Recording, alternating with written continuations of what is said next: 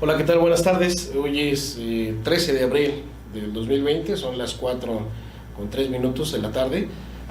Bienvenidos y bueno, pues el día de hoy nos toca platicar de un tema en particular que ha causado mucho revuelto, principalmente el año pasado, cuando se dieron las reformas a la Ley Federal del Trabajo y en particular, bueno, que nos ha dejado muchas dudas porque todavía no se lleva a cabo en la práctica, todavía no hay los elementos, todavía no hay la estructura.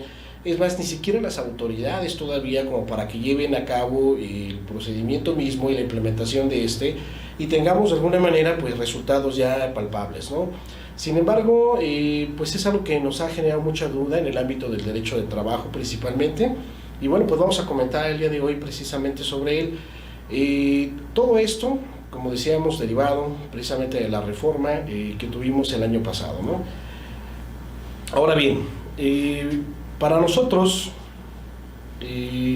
precisamente el año pasado, tuvimos el 8 de abril del 2019, o sea, hace prácticamente ya un año, precisamente, la reforma que se maneja en materia de trabajo a la Ley Federal del Trabajo y también, evidentemente, pues a la Constitución misma, por lo que hace a los artículos que tratan sobre la Ley de Amparo, que tratan también sobre la Ley Federal del Trabajo. Estamos hablando del 8 de abril de 2019, cuando el Pleno General de la Cámara de Diputados lleva a cabo la aprobación de este proyecto de ley y 2 años antes, en el 2017, fue presentado por el Ejecutivo Federal en Los Pinos. Ahora, para el 29 de abril, de manera fast track, precisamente en 2019, se presenta en el Pleno General del Senado y se aprueba también de la misma manera. Ahora, ¿qué es lo que trae como consecuencia esto? Hay que decirlo, el nombre correcto de la reforma es Reforma en materia de justicia laboral, libertad sindical y negociación colectiva auténtica. Sí, como comentaba, hay que señalar precisamente que esta cuestión se debe básicamente a ciertas incertidumbres, ciertos conflictos que ya se tenían previstos en la impartición de justicia, los cuales, bueno, pues la autoridad y el Estado mismo no eran ajenos a ellos. Sin embargo, un punto importante que debemos dejar en claro es, esta reforma laboral no es producto de este sexenio, ni una ocurrencia de este sexenio que estamos viviendo en la actualidad políticamente hablando. Esta reforma ya tenía por lo menos 20 años tratando de manejarse a través de colegios, institutos de abogados, de universidades mismas, también de estudiosos del derecho, y de alguna manera pues se ha ido o se fue puliendo hasta llegar al producto que ahorita tenemos. Si bien es cierto, no es la reforma que nosotros necesitamos, por lo menos es un avance en ese sentido. ¿Y cuál es el problema real que se planteaba al momento de justificar una nueva reforma laboral? Nosotros tuvimos por ahí unos diálogos precisamente de justicia cotidiana que fueron propiciados por el Ejecutivo Federal en el sexenio pasado, a través del cual se llevó a cabo una serie de encuestas, consultas a la ciudadanía y al mundo jurídico para determinar cuáles eran los problemas viables o reales que se estaban presentando en la materia de impartición de justicia en materia de trabajo. Al parecer, de los resultados que se obtuvieron, decían que uno de los puntos esenciales era que el procedimiento mismo no estaba bien planteado y que evidentemente ya no era viable para estas épocas en las que estábamos ya viviendo. Tomando en cuenta de que la Ley Federal del Trabajo tuvo su última reforma en cuanto a lo procesal en 1971. Fue promulgada en 1931 y hasta 1971 tuvo esta reforma precisamente en lo procesal y bueno, pues la justificación era esto ya no sirve, esto ya no funciona, ya no es viable, de alguna manera se atrasan los juicios, tenemos un rango precisamente en la impartición de justicia de entre 5 hasta 7 años para poder emitir un laudo, que es la sentencia en materia laboral, y a través de la cual pues podemos resolver cada asunto que se nos va presentando. En las juntas de conciliación, este sería evidentemente también el uso o en todo caso lo que podíamos palpar como abogados litigantes. Sin embargo, una vez que ya se encuentra uno dentro de la estructura de la junta de conciliación, cualquiera que sea, podemos entonces darnos cuenta de que esta situación obedece a 2 puntos en particular y uno de manera especial muy crítico. El primero de ellos obedece precisamente a que el Estado jamás ha puesto evidentemente una atención prioritaria en la impartición de justicia de trabajo en México. Esto a lo largo de los años lo ha demostrado precisamente con la carencia en la economía o en los ingresos que se le ha manejado a cada Junta de Conciliación para que lleve a cabo la impartición de justicia. Un ejemplo muy palpable es que si podemos comparar el número de juntas de conciliación que tenemos, nada más aquí en la Ciudad de México, que son 20, para llevar a cabo la solución de todos los conflictos que en esta materia se presentan, en comparación de cada juzgado que se encuentra en la materia que gusten y manden, penal, civil, mercantil, cualquier otra, estamos hablando de una diferencia de entre 50 hasta 150 juzgados. Entonces, ahí de inicio tenemos el interés o el poco interés que tiene el Estado precisamente para la solución de conflictos en esta materia. Y el otro, ¿cuál sería? Precisamente que como son puestos en su mayoría los que son titulares de las juntas especiales de conciliación y arbitraje y también de la junta titular de conciliación y arbitraje, estos puestos de confianza evidentemente obedecen por lo regular a favores políticos que se tienen que estar pagando cada trienio o cada sexenio cuando entran las nuevas autoridades. ¿Qué trae como consecuencia esta circunstancia?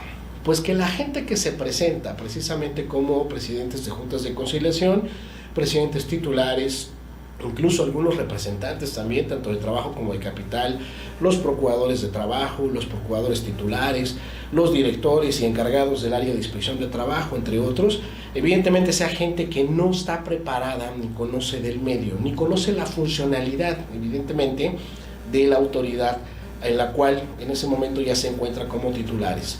Y esto trae como consecuencia que en ese periodo de aprendizaje, precisamente tengamos este problema porque no avanzan los procedimientos, y una vez que ya por lo menos agarran la onda y saben de qué estamos hablando, pues son removidos a otra dependencia. Con ello obtienen un pequeño currículo en el cual pues ya se dicen especialistas en la materia y evidentemente van saltando de autoridad en autoridad, sin embargo no entran al estudio a fondo de la problemática real que tenemos, por lo menos hablando ahorita de la materia de impartición de justicia en las juntas de conciliación y arbitraje. Como consecuencia de ello, entonces, la reforma en materia de justicia laboral, libertad sindical y negociación colectiva auténtica, como tuvo bien el gobierno federal nombrarle el año pasado, particularmente el 1 de mayo del 2019, tiene como consecuencia la modificación principalmente de los procedimientos laborales. Sin embargo, hay tres aspectos fundamentales que nosotros debemos considerar para esta reforma y evidentemente el cambio de todos los procedimientos. El primero de ellos, hablamos de una transición precisamente de las juntas de conciliación y arbitraje, en la cual pues van a desaparecer como tal tarde o temprano y se crean los tribunales laborales. Tribunales laborales que ya deben llevar un procedimiento totalmente diferente, una estructura totalmente distinta, que ya no va a ser a través de representantes de un sistema tripartito de justicia, sino va a ser unilateral, como en el sistema tradicional de justicia lo conocemos en la mayoría de los juzgados de primera instancia. En el ámbito federal se va a crear un centro federal de conciliación y registro laboral a efecto de que todos los procedimientos en materia colectiva se lleven a cabo en su registro.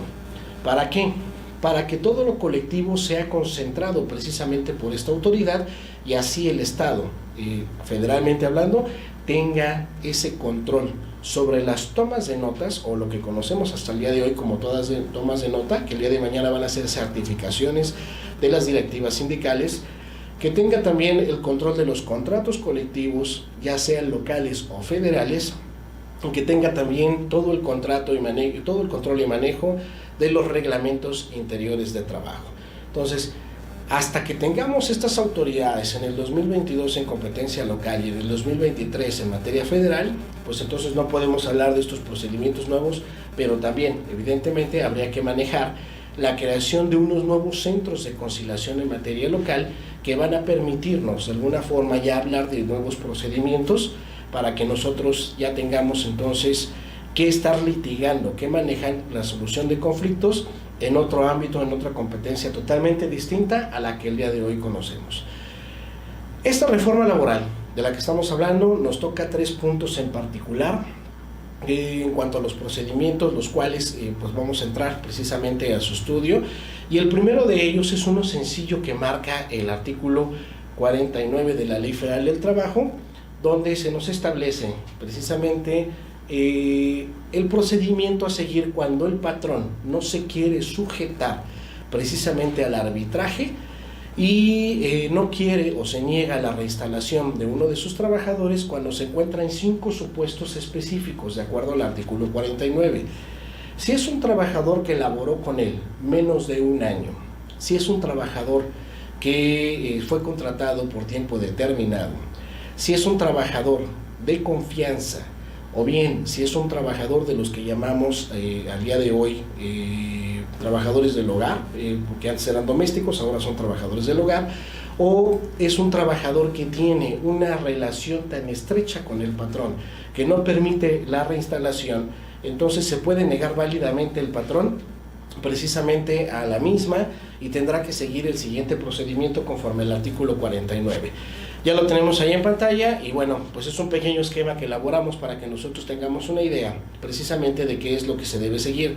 El patrón, como se dice en este esquema de inicio, tendrá que acudir al después tribunal laboral, porque todavía no existe como tal, y va a tener que ofrecer la indemnización que se establece en el artículo 50 de la Ley Federal del Trabajo, el cual, como todos sabemos, pues está conformado por la indemnización de 90 días de salario integrado por concepto de despido injustificado, así como lo que corresponde a su finiquito correspondiente de vacaciones, prima vacacional y aguinaldo y otras partes proporcionales de acuerdo a las prestaciones de ley que tiene derecho, y los 20 días por año o la parte proporcional que le correspondan conforme a este artículo 50 de la Ley Federal del Trabajo. Todas esas cantidades en estas prestaciones las tiene que sumar, las tiene que exhibir precisamente al momento que acuda al tribunal, y esta información tendrá que proporcionarla con aquella que cuente, donde tengamos el último domicilio que el patrón le fue señalado por su propio trabajador para que sea notificado y le haga saber que no está en disposición de poderse sujetar al arbitraje y que evidentemente tampoco lo va a poder reinstalar, y como consecuencia de ello pues exhibe esta indemnización de la que estamos hablando en el artículo 50. Habrá que manifestar en ese escrito también, bajo protesta de decir verdad, que el trabajador se encuentra en uno de estos 5 supuestos que acabamos de mencionar y que marca el artículo 49 de la Ley Federal del Trabajo. Con esto, evidentemente, el tribunal se va a dar a la tarea de llevar a cabo la notificación con el escrito de cuenta y el desglose de la indemnización para darle a conocer al trabajador los montos, evidentemente, que el patrón está ofreciendo en este sentido, los conceptos y las cantidades específicas y el por qué se le está ofreciendo esta cantidad. Obvio, pueden pasar 2 circunstancias en este camino. Sobre esto, el trabajador puede decidir que está de acuerdo con la cantidad, presentarse y cobrar la misma. Y aquí se termina el procedimiento y es lo más sencillo, no habría ningún problema. Sin embargo, cuando no está de acuerdo, la resolución del tribunal será dejar a salvo sus derechos para que entonces los haga valer por la vía correspondiente, ya sea ante el centro de conciliación o bien ante el tribunal laboral correspondiente.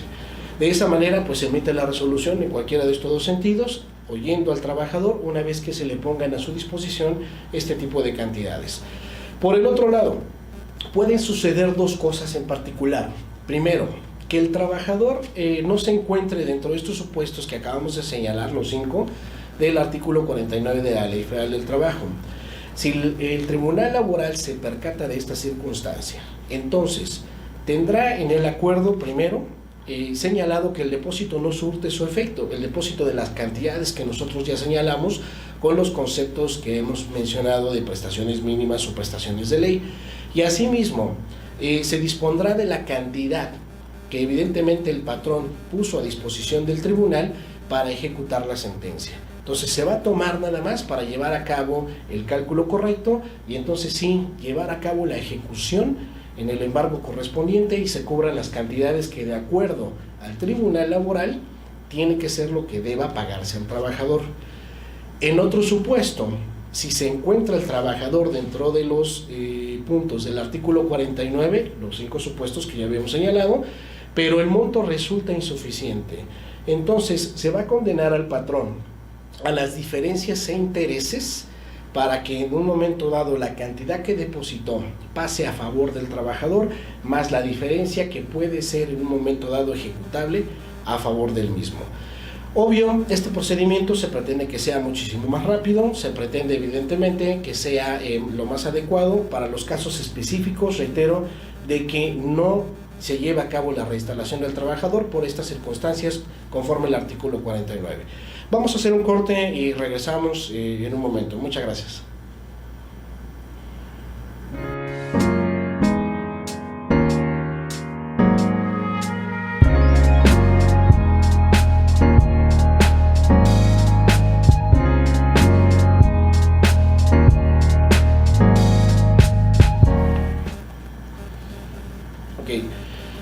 Gracias, pues continuando con el tema que estamos abordando el día de hoy, aparentemente hasta este punto no tendríamos realmente ningún conflicto, ningún problema, porque todavía no tenemos una parte en disputa, ¿no? Como tal. Vamos a ver algunos comentarios precisamente que tenemos de nuestro público, el maestro Esteban Silva, al cual van a saludar a partir de este punto que estamos aquí, nuestro decano en materia de Derecho. Maestro, buenas tardes, un tema muy importante en la actualidad jurídica, un fuerte abrazo, el abrazo de regreso también, decano, hasta aquí estamos. Miguel Castillo, saludos profesor, Miguel Castillo, generación 22 de Derecho, ¿por qué no se acaba con el outsourcing? Es un problema para el trabajador, gracias. No es que sea un problema para el trabajador, no es nuestro tema el día de hoy, pero se lo comento rapidísimo, no es que sea un problema para el trabajador, más bien no deja de ser un buen negocio para el patrón. Y en este sentido también tendríamos que estar conscientes de que el Estado es el mejor cliente para el tema en particular del outsourcing. Un punto muy importante es esta cuestión de outsourcing que ha causado mucho revuelo también en meses anteriores, y la verdad es que tendríamos que retomarlo, yo creo que por un programa posterior, para hacer algunos comentarios de cómo queda por lo menos ahorita ya el proyecto que fue aprobado por el legislador, y que bueno, tendría que estar todavía para pasar a la Cámara Revisora para que ya se haga una cuestión modificatoria de la Ley Federal del Trabajo. Le agradezco mucho, Miguel. Igual Efra Ramírez, profesor, muy buenas tardes. Bueno, buenas tardes, Efra, también un abrazo desde acá. Profesor, buenas tardes, somos Angélica Graciela, Angie Juárez Vargas y Víctor Efraín Huerta Ramírez, de la licenciatura en Trabajo Social. Le enviamos un saludo desde la HGO 03 CMN La Raza. Igual un saludo de regreso y muchísimas gracias por sus comentarios. Constan Hernández, excelente tema, maestro, saludos, soy de la licenciatura en Derecho, generación 14, el saludo de regreso, también un fuerte abrazo, muchas gracias. Irma Merino Osorio, profesor generación 22, sábado, aquí aprendiendo de su experiencia, le agradezco mucho, y yo como siempre pues a la orden con todos ustedes. Hugo Hernández, generación 14, maestro, con esta reforma laboral habrá economía procesal en tiempo de los asuntos laborales. Hugo, la verdad es que te comento al respecto, eso es lo que se pretende por lo menos en papel.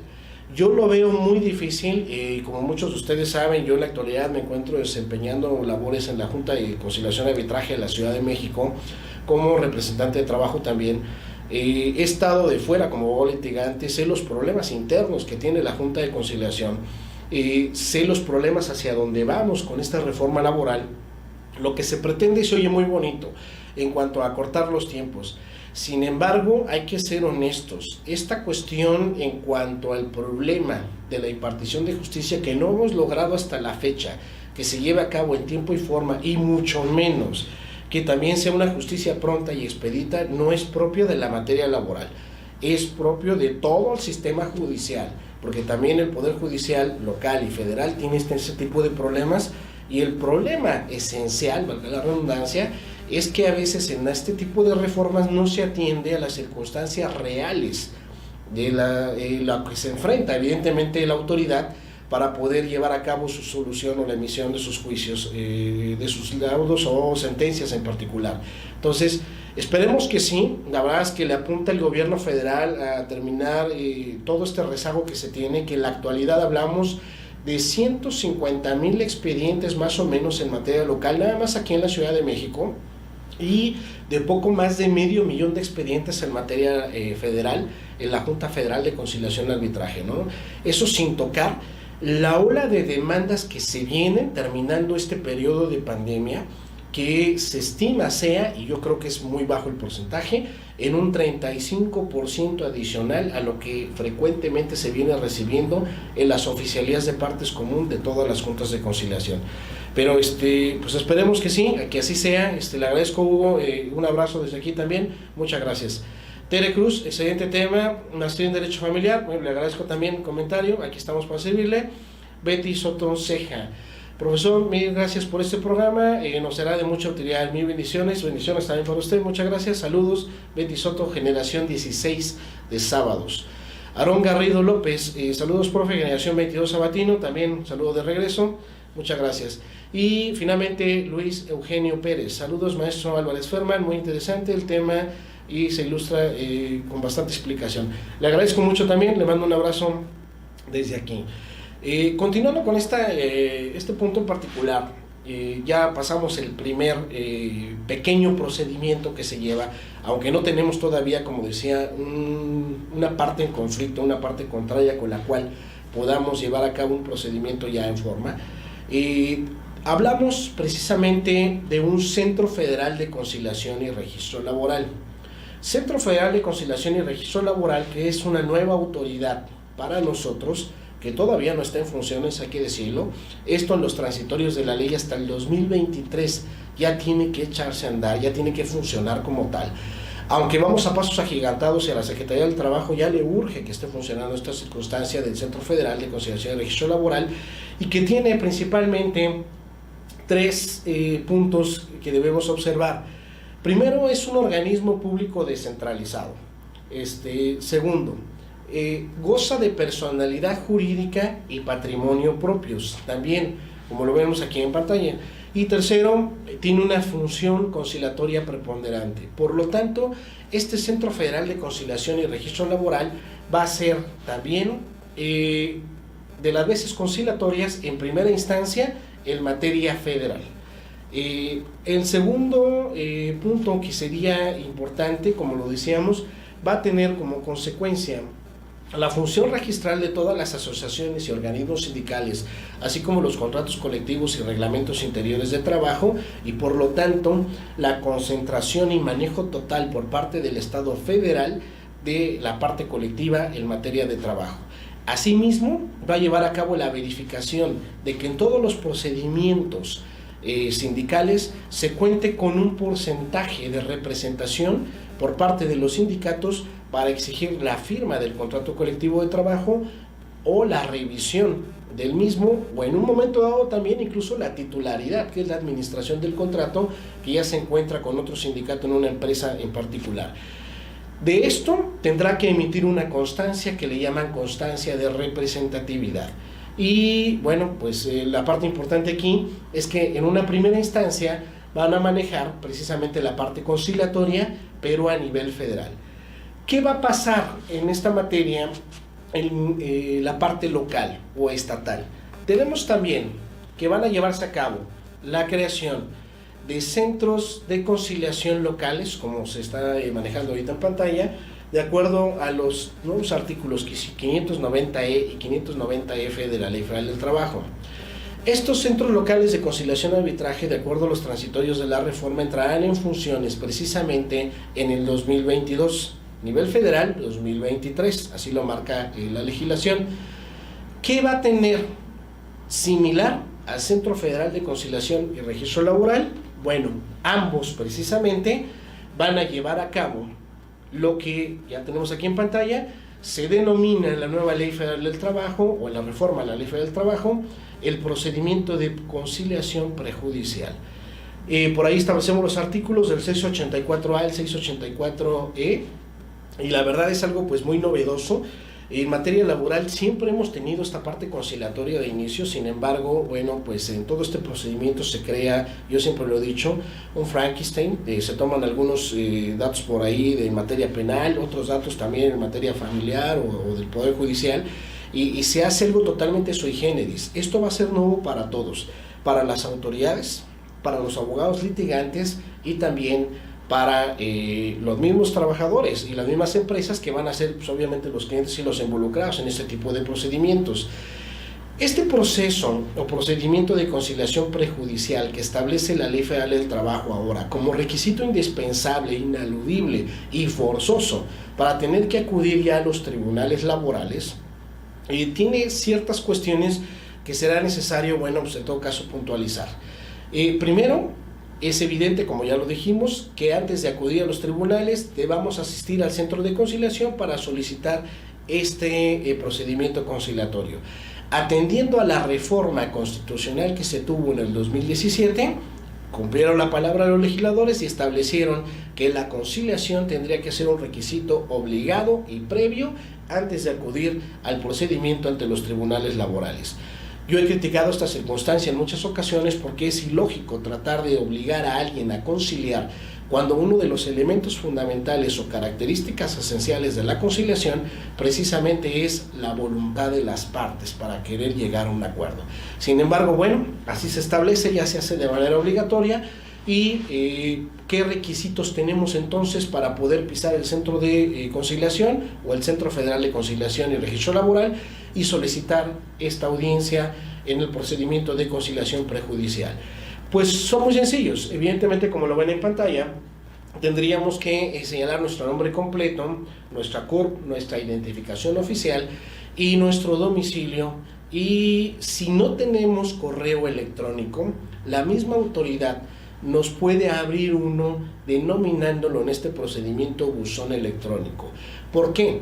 Porque la primera notificación es de carácter personal, pero las subsecuentes, a efectos de abreviar tiempo, se van a realizar a través de este buzón electrónico.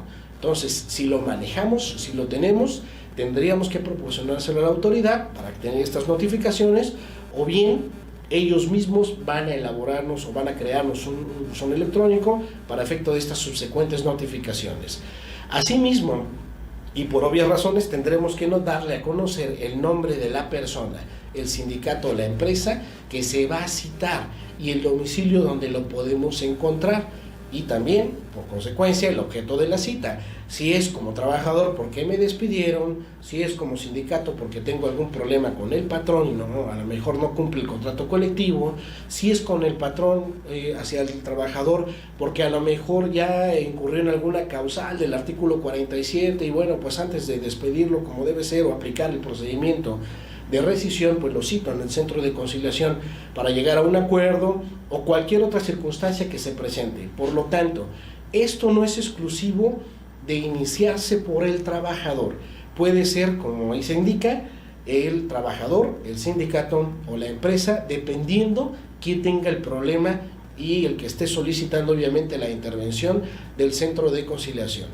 Algunos aspectos generales que tenemos que considerar precisamente en este procedimiento de conciliación. Nos garantiza que todos los elementos que nosotros proporcionemos y las pruebas que nosotros tengamos a bien manejar en este centro de conciliación no van a constituir prueba alguna. Esto es como que lo que platicamos aquí se queda. Vamos a hacer un corte y ahorita regresamos. Continuamos con este procedimiento de conciliación prejudicial ante los centros de conciliación. Gracias.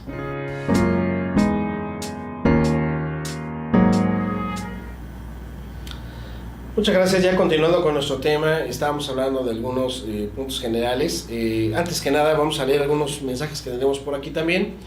ANI BC, Generación 23, Trabajo Social Internacional Intensivo, jueves presente. ¿Usted cree que nos recuperemos rápidamente de la contingencia en cuestión económica? La verdad es que muchos trabajadores se están quedando sin trabajo y es muy triste que estas familias sufran económicamente ante esta situación. También los programas sociales y las reformas no son muy eficaces ante estas situaciones que vivimos en la actualidad. Pues déjame comentarte, Ani, aunque no es un tema que tengamos que abordar el día de hoy, de manera general, la verdad es que sí, se ha disparado este índice precisamente de despidos por esta circunstancia en la contingencia que estamos viviendo. Sin embargo, si ya teníamos problemas en la impartición de justicia en particular, porque íbamos atrasándonos en este rango de 5 hasta 7 años, precisamente para la emisión de un laudo en la solución de algún conflicto, pues esto nos va a retrasar todavía más. Un punto importante en la reforma que nos están manejando es que las juntas de conciliación y arbitraje no pueden desaparecer hasta en tanto no resuelvan la cantidad de asuntos que ante ellas fueron iniciados. Por consecuencia, va a llegar el momento que nosotros trabajemos o litiguemos con juntas de conciliación y arbitraje, con juzgados laborales, con centros de conciliación, con el Centro Federal de Conciliación y Registro Laboral, y lo peor de todo, que tengamos que aplicar 3 leyes laborales en ese sentido. La de anterior al 2012, porque todavía hay procedimientos vivos que son anteriores a esta fecha. Nosotros en el despacho todavía tenemos por ahí uno del 2004 y todavía se encuentra vigente. Entonces, esta ley anterior al 2012, del 2012 al 2019 y la que es posterior al 2019. Entonces, esto va a conflictuar toda esta circunstancia o la intención de tener que manejar la solución de conflictos de manera pronta y expedita. Entonces, si no se hacía, principalmente por la carga de trabajo que se tiene en las juntas de conciliación, y yo siempre lo he comentado, cuya capacidad real de solución de conflictos es de entre 700 y 900 asuntos, y en la realidad cada uno de ellos maneja hasta 5,000 asuntos, si no se hace de esa manera ahorita, pues imagínate el día de mañana que tengamos, vamos a darle el beneficio de la duda, precisamente a la autoridad local, un 35% adicional de demandas ocasionadas por esta cuestión de contingencia económica. Entonces, la verdad es que va a ser una cantidad brutal de expedientes, una cantidad enorme precisamente de asuntos que no nos van a permitir sacar en tiempo y forma por lo menos las soluciones como nosotros tenemos la intención de manejarlo. Estamos trabajando marchas forzadas en las juntas de conciliación y esto tampoco se ve o le da pauta para que llegue rápido el tribunal, el centro de conciliación y nos permitan de alguna manera desahogar toda esta carga de trabajo.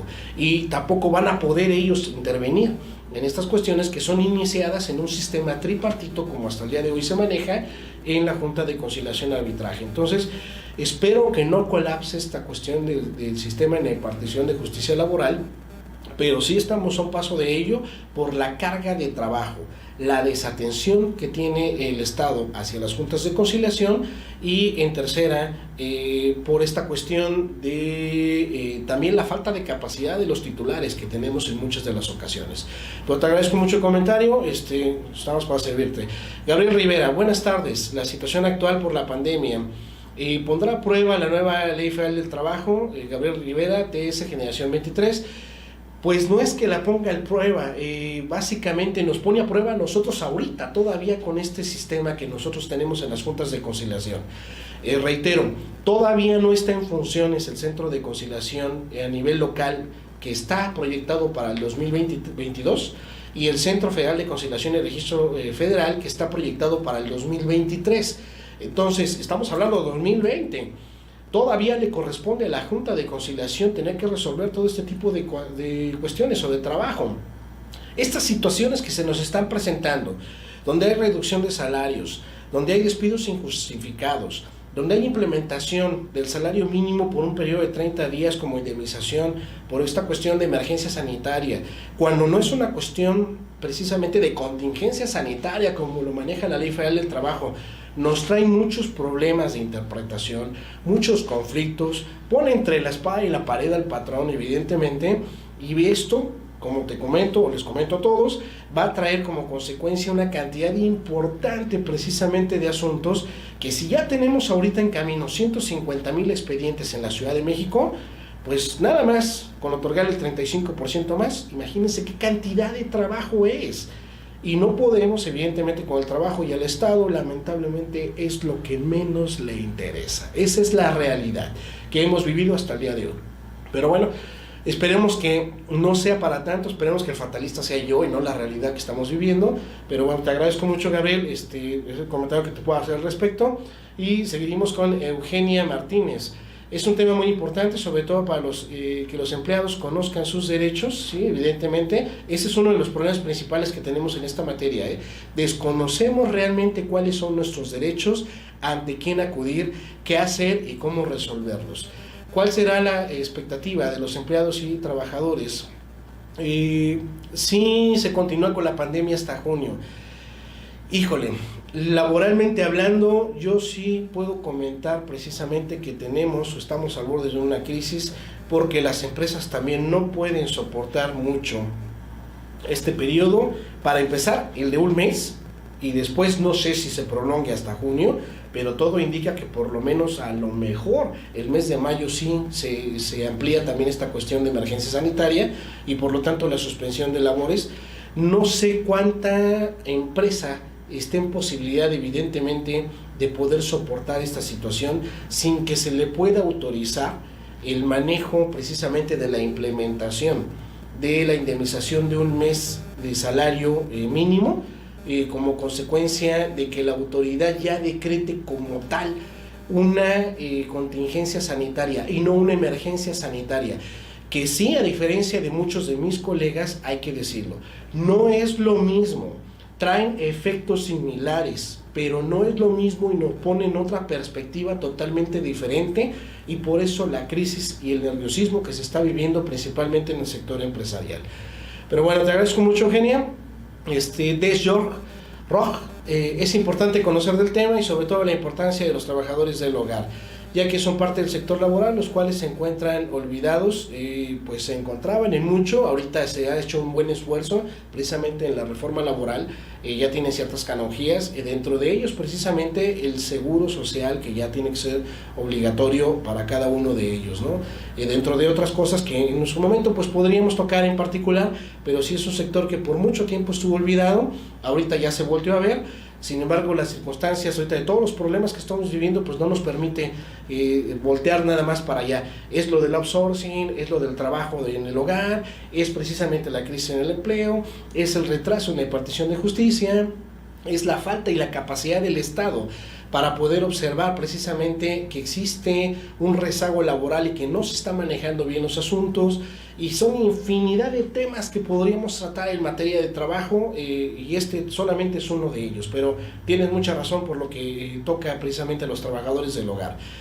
Yo tengo una pregunta: ¿los seguros privados que se les pueden otorgar a los empleados del hogar cumplen con las leyes federales o son servicios meramente privados? Son privados, no es una cuestión que se tenga que manejar obligatoriamente conforme a la Ley Federal del Trabajo, es una prestación, nosotros la llamaríamos contractual o extralegal, porque es acordado directamente del patrón con el trabajador, mas sin embargo no es una prestación mínima que tenga que otorgarle un empleador a un empleado por sus servicios de acuerdo a la Ley Federal del Trabajo.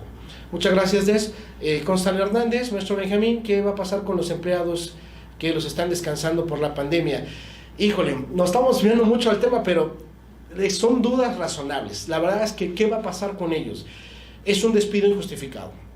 La verdad de las cosas es que la suspensión de pago de salarios es totalmente injustificada al día de hoy. La reducción de salarios es totalmente injustificada, no está soportada en la Ley Federal del Trabajo en las circunstancias que maneja la misma Ley Federal del Trabajo en el 427, 428, 429 de la misma. Y en el caso particular de la pregunta, ¿qué va a pasar? Pues aquí dos cosas: ya los están descansando, quieran o no, es un despido injustificado, tienen que estar conscientes de esa circunstancia, y de que va a tardar, sí va a tardar mucho tiempo, pero se puede resolver, y prácticamente, si es por esa circunstancia de la pandemia, tienen seguro el resultado del juicio, rescindiéndole al patrón los que se le reduzcan trabajo, los salarios, por la falta de pagos de salarios, y los que fueron despedidos por el despido injustificado del cual fueron objeto. Pero te agradezco mucho, Constant, esperemos que con esto quede resuelta la pregunta también. Hugo Infanzón, excelente tema, un saludo a nuestro Benjamín, bueno, igual un abrazo para ti, Hugo. Rose Martínez, excelente tema, muchas gracias. Creo que ya tenemos todo por aquí. Vamos a continuar un poquito más, o tratar de avanzar con esto porque nos va a ganar el tiempo. Estábamos en el procedimiento de conciliación prejudicial, algunos aspectos relevantes que considerar, decíamos, ya en los centros de conciliación o en el Centro Federal de Conciliación y Registro Laboral. Pues el primero de ellos, que todo lo que ofrezcamos y manejemos aquí en el centro de conciliación no va a constituir prueba plena alguna. Lo que se habla en Las Vegas se queda en Las Vegas, nada más. O sea, es una cuestión totalmente administrativa que no tiene nada que ver con lo procesal. La información aportada evidentemente no se puede comunicar a terceros, y el convenio que se maneje aquí en el centro de conciliación va a emitirse o se va a manejar para el tribunal de manera electrónica a efectos de que sea más rápido precisamente. Ahora bien, por lo que se hace en cuanto al procedimiento mismo, ¿cómo se va a llevar a cabo? Nos dice la nueva Ley Federal del Trabajo, es un sueño que la verdad esperemos a ver cuánto tiempo lo podemos sostener. Este procedimiento no puede durar más de 45 días naturales. Asimismo, este procedimiento tiene que presentarse a través de una solicitud personal o bien a través de un representante legal en el caso de las personas morales.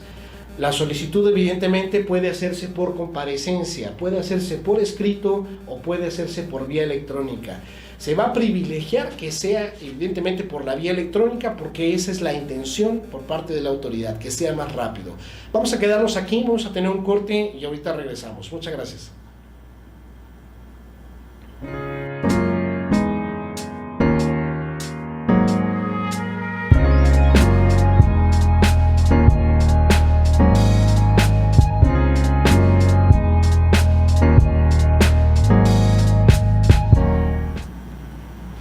Muchas gracias. Ya para continuar nuestra última recta, bueno, siguen las preguntas en ese sentido. Bueno, Lorena Polo, gracias por el apoyo.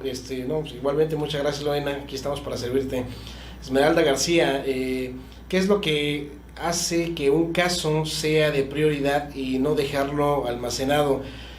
Con toda honestidad, yo creo que en todo el sistema de justicia, pues saber lubricar el procedimiento, saberlo impulsar, o en todo caso tener también la relación correspondiente.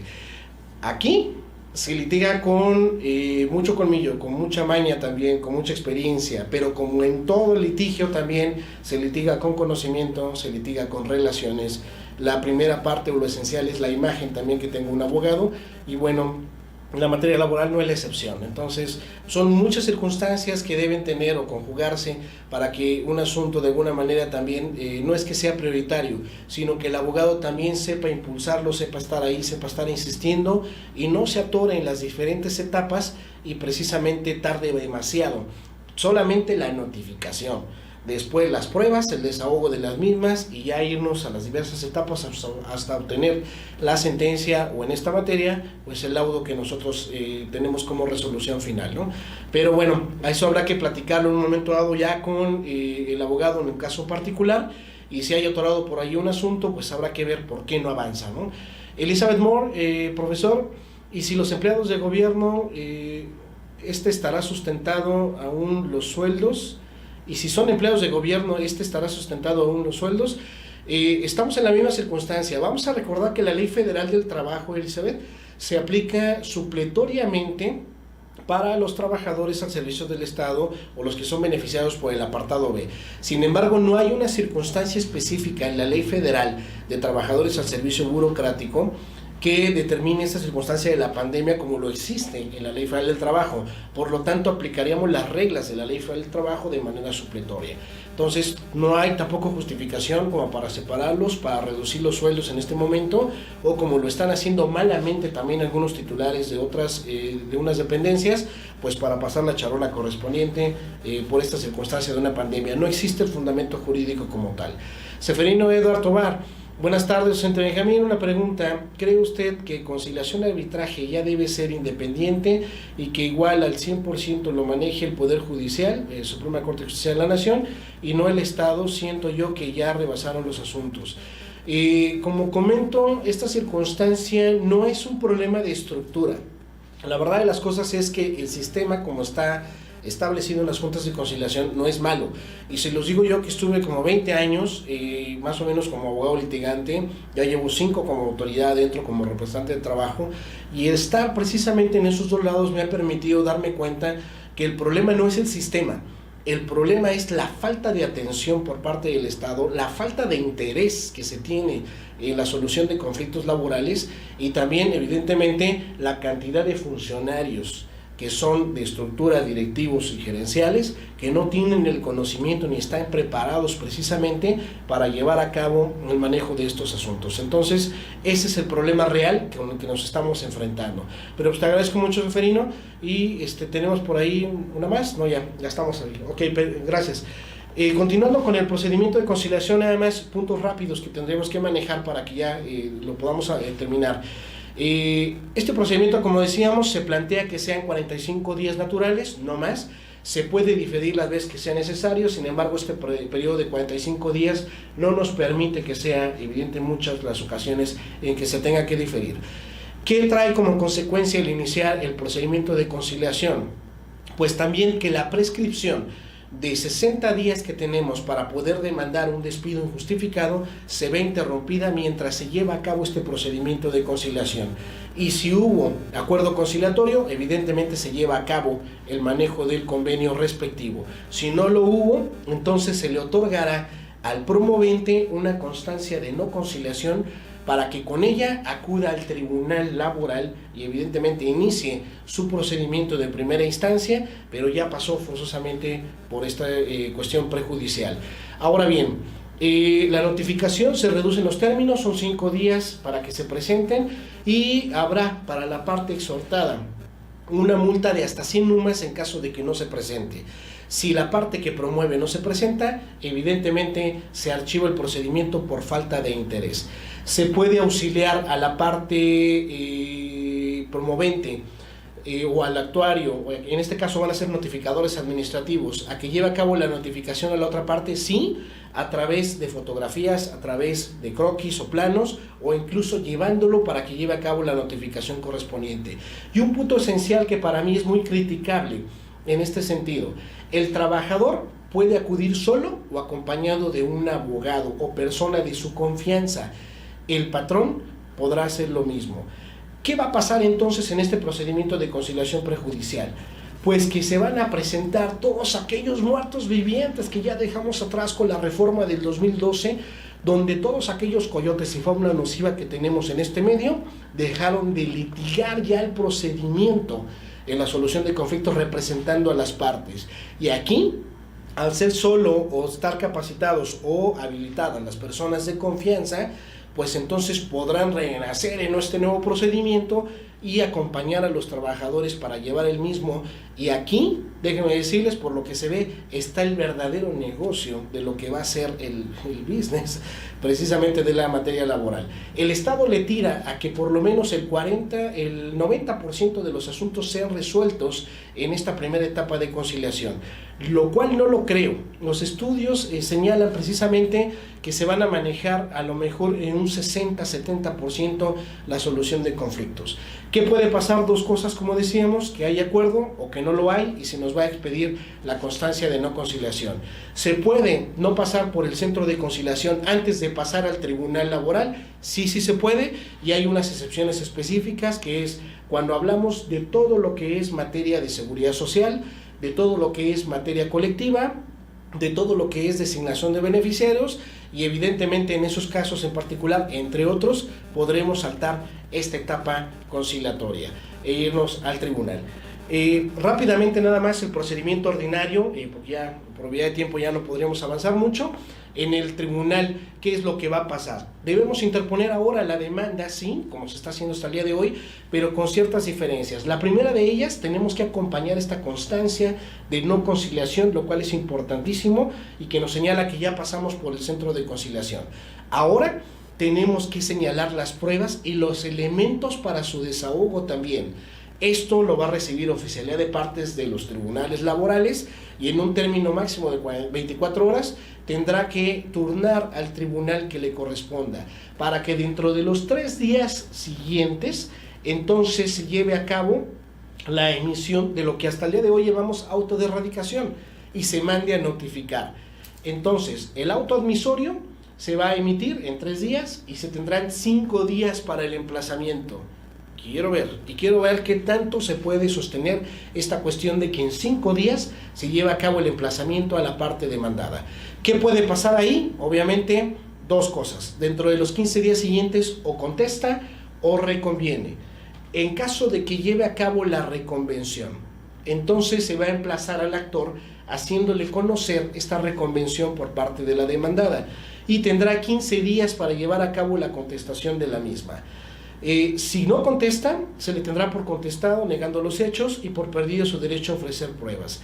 Si se allana que puede ser otra circunstancia, entonces se cita a las partes a una audiencia de juicio y dentro de los 10 días siguientes se emite la sentencia.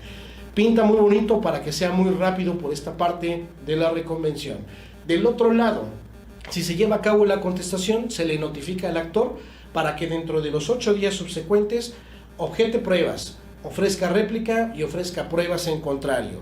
De ello tendrá 5 días la contraparte para hacer lo propio, objetando pruebas, ofreciendo contrarréplica, ofreciendo las pruebas que crea en contrario son pertinentes, y tendrá 10 días para la audiencia preliminar.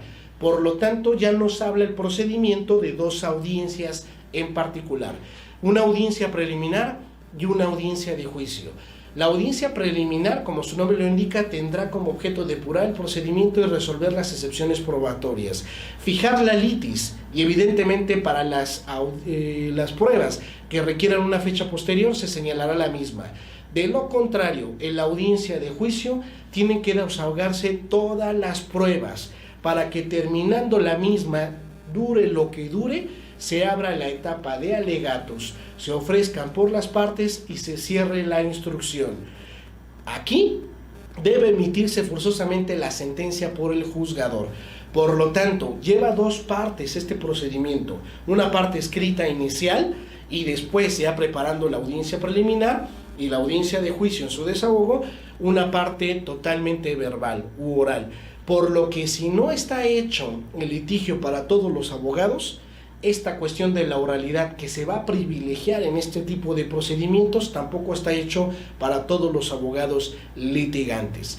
Es importante señalar que en las contestaciones ya no se va a manejar lo que sucede hasta el día de hoy, como lo dice el artículo 784 de la Ley Federal del Trabajo, la nueva, la negativa lisa y llana del despido ya no va a revertir la carga de la prueba, y la negativa del despido y ofrecimiento del trabajo evidentemente no van a eximir al patrón de probar su dicho. Esto va a hacer más rápido los procedimientos, los va a hacer más puros, los va a hacer más limpios. Sin embargo, reitero, el procedimiento que llegue aquí, hasta esta etapa en tribunal laboral, tiene que ser realmente defendido por cada uno de los representantes que llevan a las partes en juicio. ¿Por qué? Porque el verdadero punto esencial aquí que se va a llevar a cabo en la preocupación de todos los patrones es tener toda la documentación que de acuerdo a la Ley Federal del Trabajo requiera para poder defender un asunto y para poder en todo caso hacer frente a cualquier demanda. Y por la parte actora también, que el trabajador que llegue a juicio tenga los elementos probatorios necesarios y suficientes para que entonces pueda llevar a cabo la exigencia de su pretensión. El procedimiento especial que se maneja es muy similar al que se maneja el día de hoy. El día de hoy tenemos un procedimiento de conciliación, demanda, excepciones, pruebas y resolución, todo en una misma audiencia. Aquí no se llama ya de esta manera, sin embargo, el procedimiento especial lleva las mismas características. Con las mismas circunstancias del ordinario, tiene que ofrecerse el escrito de demanda, tiene que ofrecerse las pruebas, los medios probatorios, y aquí no va a haber una audiencia preliminar o preparatoria.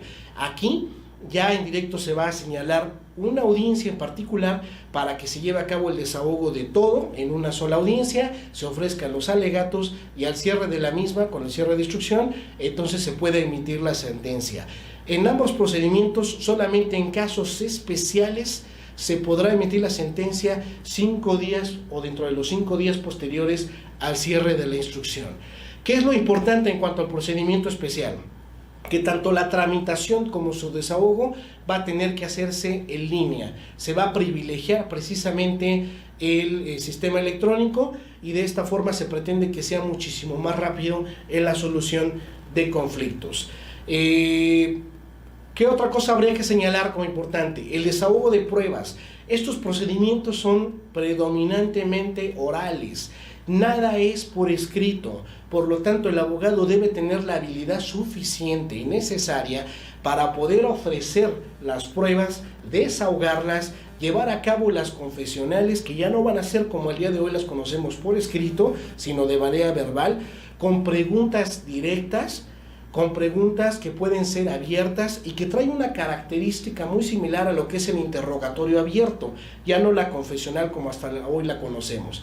Las testimoniales de igual manera, con elementos suficientes para que el juzgador, en caso de que no se presente la persona que va a testificar o bien va a llevar a cabo el desahogo de su confesional, incluso pueda ordenarle al actuario se traslade al domicilio para que pueda certificar y cerciorarse de si esta persona realmente se encuentra en condiciones que no le permiten estar presentes en el juzgado, o en su caso se desahogue desde ese domicilio ya con este funcionario la confesional y la testimonial.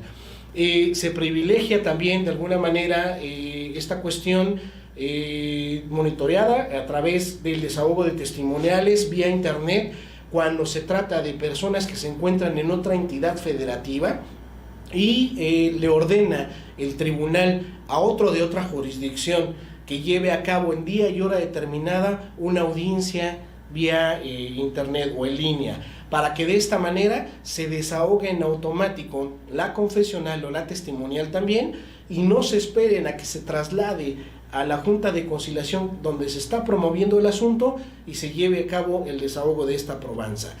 Otro punto esencial, y eso es para los peritos, yo soy perito, lamentablemente pues nos quedamos sin chamba en este trabajo, porque ahora ya no pueden ofrecer las partes a los peritos que vayan a testificar y vayan a ofrecer su peritaje en el sentido a favor del cliente que los está contratando. Ya no, se ofrecen las periciales, se ofrecen las posiciones, los extremos que haya que comprobarse, y en un momento dado entonces el juzgado va a poner el perito de los que tiene ya registrados en el Poder Judicial, y este va a ser el único que va a estar en facultades de poder emitir o rendir un dictamen conforme a los extremos que se tratan de probar por las partes. Entonces, se trata de que el procedimiento sea más rápido, se trata de que sea más limpio en cuanto a lo procesal, en cuanto a las pruebas que se están ofreciendo. Por consecuencia, ya no se va a poder decir en los escritos de demanda que fuimos o fueron despedidos nuestros clientes en la puerta de entrada y salida del centro de trabajo, como hasta hoy todavía sucede, lo cual no es nada creíble, evidentemente. Ya no vamos a poder ofrecer el trabajo, como decíamos, negando el despido y revertir la carga de la prueba ahora para que el actor me compruebe que efectivamente no ocurrió el despido como tal. Ya no es una circunstancia que sea viable. Sin embargo, reitero, el punto esencial aquí y el área de oportunidad que debemos ver como abogados es precisamente que toda la documentación a la que nos obligan como patrones la Ley Federal del Trabajo, tengamos que elaborarla previa, ya no solo a que llegue una inspección de trabajo, sino previo a que tengamos un conflicto de trabajo ante el Centro de Conciliación o al Tribunal Laboral, para que de esa manera tengamos los medios necesarios probatorios para poder soportar nuestro dicho. Y por parte de los actores, como lo decía, precisamente tener todos los elementos necesarios para poder reclamar precisamente nuestra circunstancia, nuestra inquietud al patrón. 3 puntos esenciales que conserva la Ley Federal del Trabajo y obviamente los procedimientos en relación al procedimiento actual y el que está por aplicarse una vez que entren en operación los centros de conciliación y los tribunales laborales. 3, decía, 1, que es en esta materia se juzga a verdad sabida y buena fe guardada, juzgando hechos en conciencia. Esta circunstancia prevalece. El juzgador está obligado precisamente a conocer, a palparse de la realidad, de la verdad verdadera de los hechos, para que compare la verdad jurídica que le están haciendo las partes y entonces así estar en condiciones de poder emitir una resolución lo más apegable a derecho, pero también que sea lo más justa posible.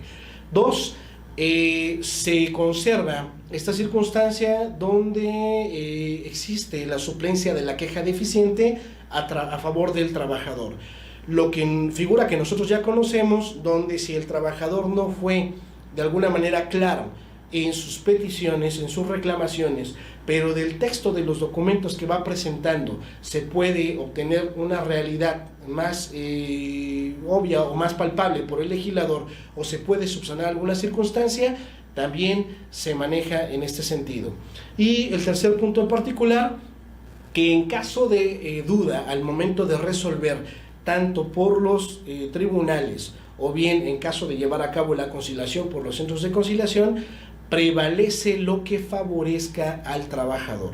Un punto esencial que no muchos abogados que no manejan esta materia entienden, porque es lo que le da el carácter social precisamente a la materia de trabajo y se conserva para que los tribunales laborales entonces tomen a bien de que si hay dudas en el manejo de las pruebas, en el desahogo de todos los procedimientos, entonces se tenga que fallar a favor del trabajador.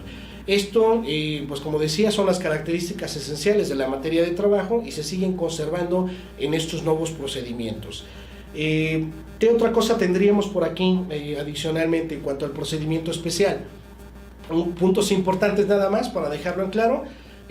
Habrá réplica y contrarréplica, sí, pero básicamente es una sola actuación en la que se lleva a cabo y se va a dictar un auto de depuración para que en una sola audiencia preliminar, decimos, se lleve a cabo el desahogo de todas las probanzas y también se formulen alegatos en ese momento. Reitero, el Estado o la intención del Estado es que por la vía conciliatoria se resuelva precisamente hasta el 90% de todos los asuntos en materia laboral. ¿Cuál es la realidad? Aproximadamente los estudios nos dicen que a lo mejor un 60-70% de asuntos se va a llevar a cabo en la solución en estos centros de conciliación. ¿Qué es lo que va a pasar? Va a ser un verdadero mercado los centros de conciliación y más aún, como lo decía, permitiendo que el trabajador o el promovente se presente con persona de confianza y no con un abogado como tal.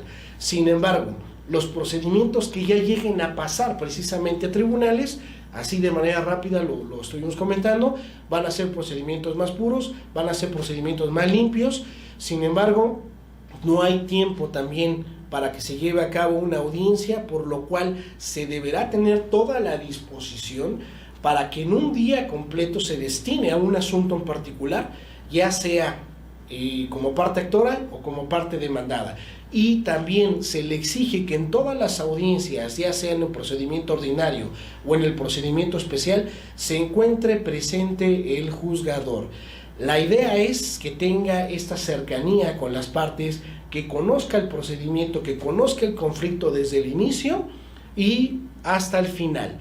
Se eliminan precisamente los pocos recursos que había por ahí. Solamente hay un recurso en particular que se puede establecer y será un recurso de reconsideración y será exclusivamente en contra de los actos del secretario instructor, por lo que la estructura como la conocemos hoy en la Junta de Conciliación, donde hay secretarios auxiliares, secretarios de acuerdos, secretarios dictaminadores y secretarios actuarios, con representantes de trabajo, de capital y de gobierno, que es el presidente de junta, va a desaparecer como tal, y siempre vamos a ver en nuestros nuevos juzgados solamente al juez, un solo juez unitario, ¿sí? Un solo juez, y al secretario instructor, que va a ser el que va a llevar a cabo la preparación en la audiencia preliminar, para que entonces en la audiencia de juicio se lleve a cabo el desahogo de todas las pruebas, nada más.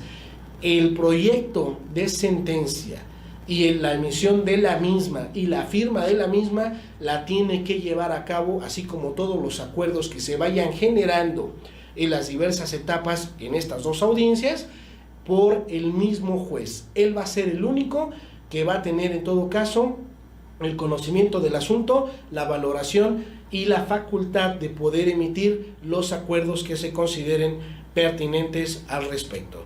Entonces, con esto, pues básicamente cubrimos de manera rápida el tiempo. La verdad es que nos está ganando mucho, pero básicamente son estos tres tipos de procedimientos los que se contemplan en la nueva Ley Federal del Trabajo, y reitero, está sujeto todavía a la creación de estas autoridades.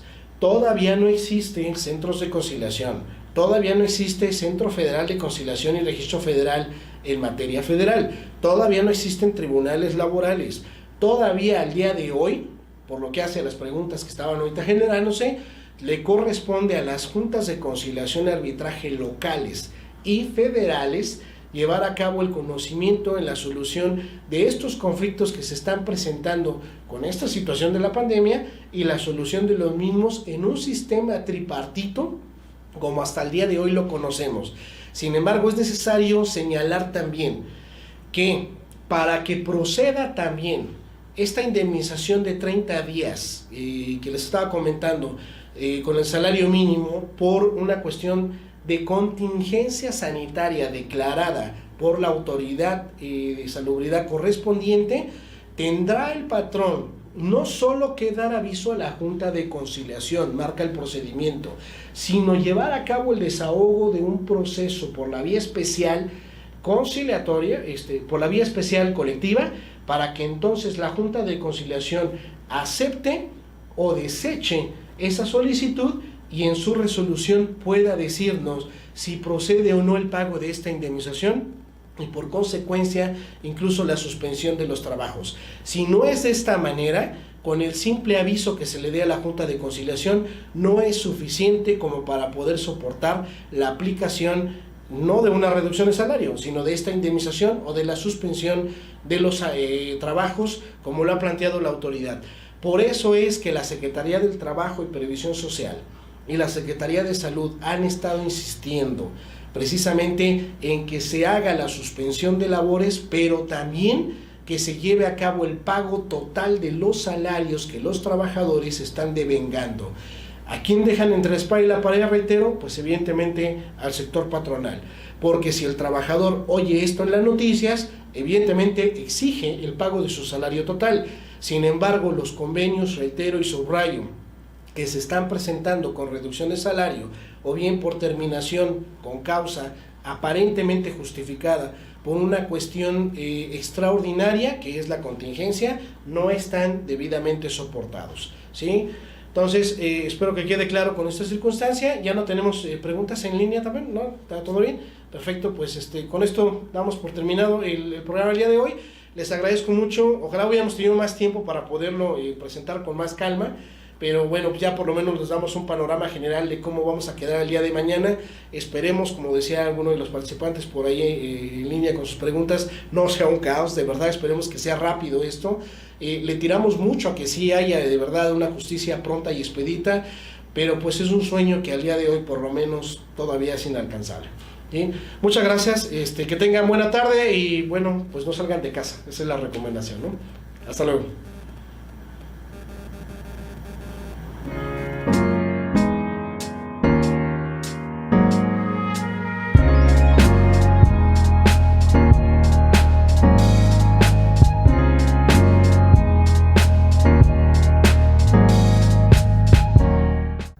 Si te gusta el contenido, dale like al video.